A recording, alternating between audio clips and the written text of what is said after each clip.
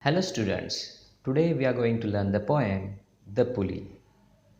This video will help you to understand this poem and you can secure 5 marks of comprehension of this poem.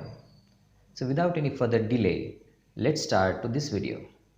Hello there, I am your host Sudhir and I welcome you on my channel Minglish Katta.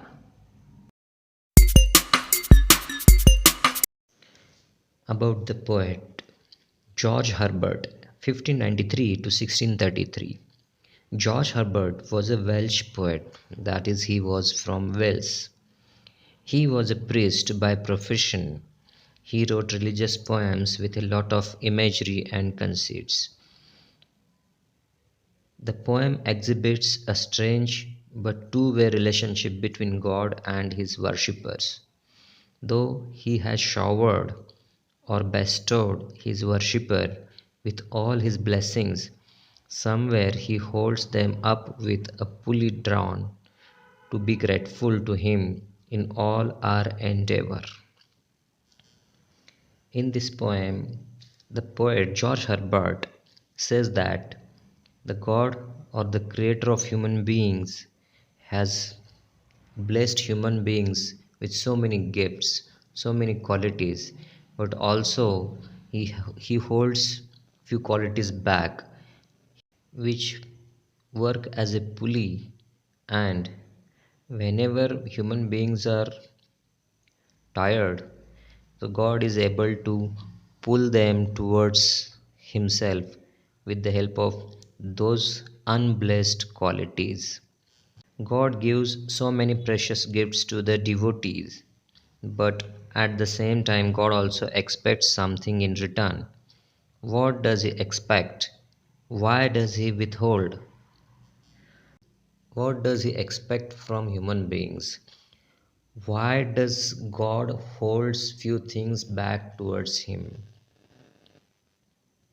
The pulley shows how God lifts man towards Himself with the pulley of restlessness. So it means that in this poem, the pulley, the God lifts human beings towards Himself with the help of restlessness. What is distinctly metaphysical about the poem is that a religious notion is conveyed through a secular scientific image. So let's go towards the poem The Pulley. When God at first made man, having a glass of blessings standing by, let us, said he, pour on him all we can. Let the world's riches which dispersed lie contract into a span. Here the poet is saying that when God decided to create man for the first time, he was holding a glass of blessings, and he wished or he decided that he will bless the human beings whatever wealth or the good things or great things which are scattered all over the world, he will bring them together and he will pour on the human beings. म्हणजेच देवाने पहिल्यांदा जेव्हा माणसाला बनविले तेव्हा देवाने माणसाला आशीर्वाद द्यायचे ठरवले होते आणि माणसावरती म्हणजे संपूर्ण मनुष्य जातीवरती काही गुणांची बरसात त्याला करायची इच्छा होती आणि जे काही जगभर पसरलेलं वैभव आहे ते सर्व एका ठिकाणी आणायचं देवानं ठरवलेलं होतं. So strength first made a way, then beauty flowed, then wisdom, honor, pleasure. When almost all was out, God made a stay, perceiving that alone of all his treasures rest in the bottom lay. So first God blessed human beings with the strength and then beauty, afterwards wisdom, that is knowledge, honor and pleasure. when almost everything was poured on human being, God stopped and he noticed that something and he noticed that in his glass there is something remaining at the bottom of the glass, and that was rest, that is satisfaction. देवाने माणसावरती सुरुवातीला strength म्हणजे शक्ती, ताकद बहाल केली. त्यानंतर beauty, सौंदर्य दिले. मग त्याच्या पाठोपाठ विजडम, की ज्याला आपण शहाणपण, ज्ञान म्हणतो ते, ऑनर, सन्मान, त्यानंतर प्लेजर, आनंद दिला. आणि जवळपास देवाने प्रत्येक गोष्ट माणसाला दिली, परंतु देव थोडा थांबला आणि त्याने ग्लास ऑफ ब्लेसिंग्समध्ये पाहिलं तर त्याच्यामध्ये रेस्ट, की ज्याला आपण समाधान म्हणतो, ही गोष्ट त्या ग्लास ऑफ ब्लेसिंगच्या तळाशी राहिलेली होती. For if I should, said he, bestow this jewel also on my creature, he would adore my gifts instead of me, and rest in nature, not the God of nature. So both should losers be. In the third stanza, poet says that God was ready to gift the rest also to the human beings, that is satisfaction, but he could not give it to the human beings because God thinks that if he blesses human beings with the rest, that is satisfaction, so he will so the human beings will love his gifts instead of God, and he will remain happy in the nature. He will appreciate the nature and he will not appreciate his creator, that is God. So in this case, both of them, that is God and the human beings, they will be losers. So God decides that he will not bless human beings with the rest, that is satisfaction. Third स्टँझामध्ये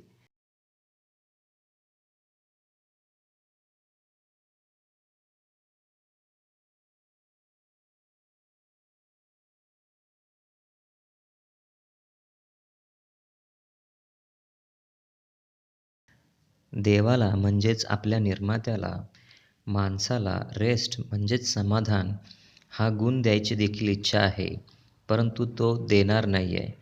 कारण देवाला असं वाटतं की जर माणसाला समाधान हा गुण जरी दिला किंवा समाधान जरी दिलं माणसाला, तर तो ह्या निसर्गात रमून जाईल, निसर्गातल्या गोष्टींच्याकडे त्याचं लक्ष जाईल, तो त्यांची पूजा करेल आणि की ज्यांना त्याने निर्माण केले, म्हणजेच देवाने ज्यांना निर्माण केले ती लोक देवाला विसरून जातील आणि अशा वेळेला दोघांचंही नुकसान होईल, म्हणजेच देवाचं देखील नुकसान होईल आणि माणसाचं देखील नुकसान होईल.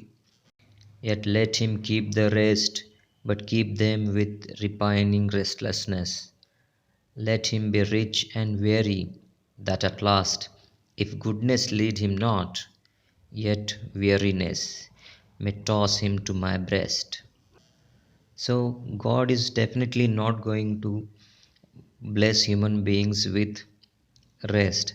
So, He decides, or the God wishes that man should remain restless. In the last stanza, the poet is saying that let the human beings keep the rest. Keep the rest means whatever he has bestowed on him. So that is strength, beauty, wisdom, honor, pleasure. Let them have let him have all these things with him, but keep them with repining restlessness. But they must remain restlessness.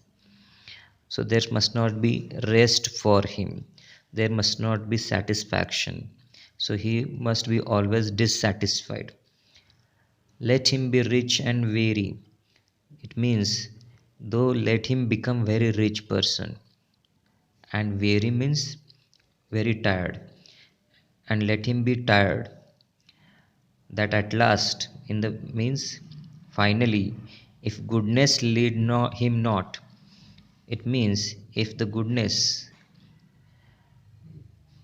reminds him of the God, if goodness fails to remind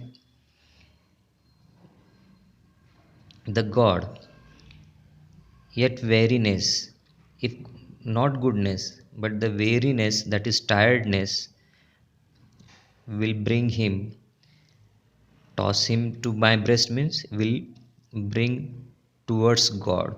So not goodness, but at least weariness, that tiredness can bring the human beings to the God. शेवटच्या स्टँजामध्ये देवाची इच्छा आहे की माणसाकडे सगळ्या गोष्टी असू देत, म्हणजेच strength, wisdom, beauty, honour, pleasure, या सगळ्या गोष्टी माणसाकडे असू देत, परंतु एक गोष्ट मात्र माणसाकडे नेहमी राहिली पाहिजे, ती म्हणजे असमाधान. माणूस कितीही श्रीमंत होऊ दे, जगभरातील संपत्ती त्याच्याकडे येऊ दे, परंतु तो थकला पाहिजे, किंवा तो जेव्हा थकेल त्यावेळेला त्याच्याकडे असलेला चांगुलपणा, की ज्याच्यामुळे तो देवाकडे जाईल, किंवा जरी चांगुलपणामुळे तो देवाकडे नाही जाऊ शकला, परंतु त्यांचं जे काही असमाधानी वृत्ती आहे, किंवा त्यांच्याकडे जे असमाधान आहे, जगातील सर्व संपत्ती, सुखवस्तू, गोष्टी असूनसुद्धा त्याच्याकडे जे असमाधान राहील, त्या असमाधानामुळे तो आपोआप माझ्याकडे येईल आणि मग मी त्याला जवळ कवटाळून घेईल. If you like this video, please subscribe the channel, like it and share it.